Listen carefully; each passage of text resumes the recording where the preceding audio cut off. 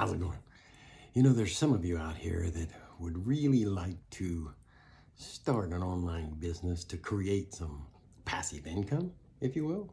And that is amazing income because that's something passive income is you're not doing anything.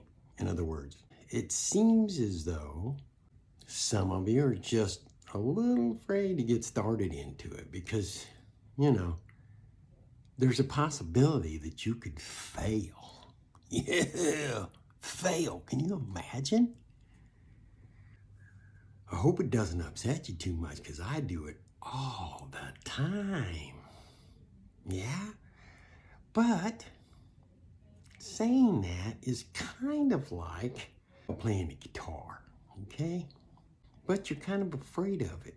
You don't even own a guitar.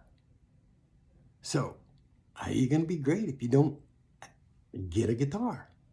How are you going to get that passive income if you don't? Whoop, there it is. Yeah.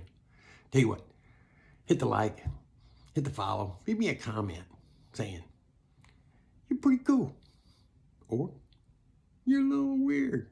I'm okay with weird because I do me. You either like me or you don't. Either way, it's good.